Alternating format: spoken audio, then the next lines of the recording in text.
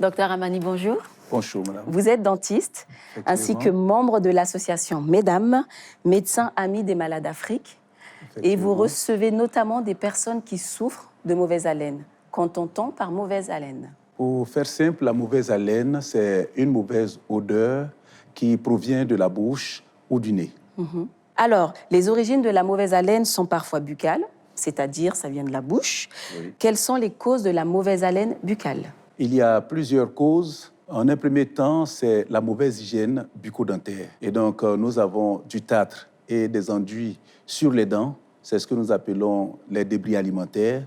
Nous avons, par exemple, la carie qui peut dégager une mauvaise haleine. Nous avons les poches parodontales et tous les problèmes de parodonte. Donc, les abcès dentaires peuvent donner la mauvaise haleine. Il y a certains cancers qui donnent la mauvaise haleine. Il y a le dos de la langue mal nettoyé, parce que la langue regorge beaucoup de microbes. Et lorsqu'elle est mal nettoyée, nous pouvons avoir la mauvaise haleine. Alors, parfois, le problème vient aussi d'ailleurs. Et là, on parle de mauvaise haleine d'origine non buccale. Quelles sont les causes? Les causes, comme on l'a dit, c'est la mauvaise haleine non d'origine buccale. Je veux dire que ça ne provient pas de la bouche. Mais vous voyez, quand on fait les consultations, vous sentez la mauvaise haleine.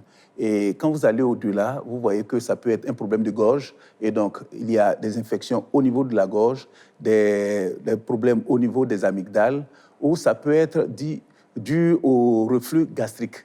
Et donc, il y a une acidité qui se dégage, donc il y a un reflux qui se passe, donc ça donne la mauvaise haleine. Ça peut provenir du sinus maxillaire.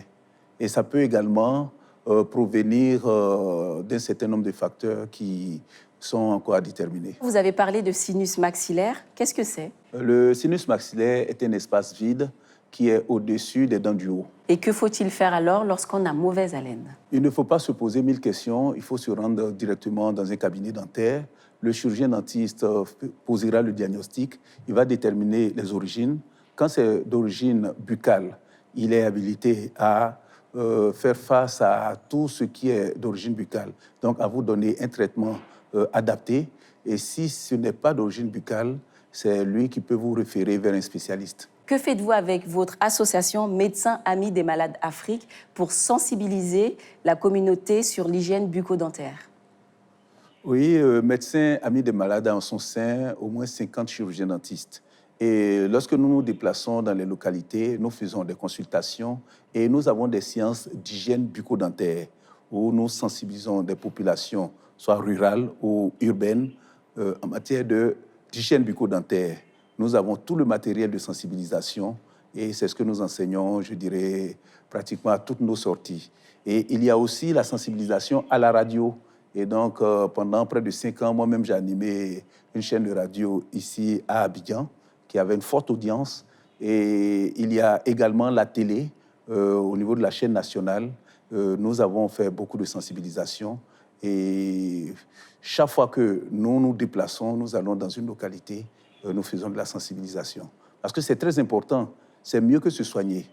Nous avons 32 dents quand nous sommes adultes, et si chacune des dents devait être malade, j'avoue que ça serait pénible pour la personne qui porte ses dents. Pour conclure, avez-vous un message pour les personnes qui nous regardent? Oui, le message que je voudrais donner aux uns aux autres, à tous ceux qui souffrent de la mauvaise haleine, il y a aujourd'hui des solutions que nous leur proposons. C'est encore possible de prendre en charge tout ce qui est mauvaise haleine. Et il suffit de rencontrer le dentiste.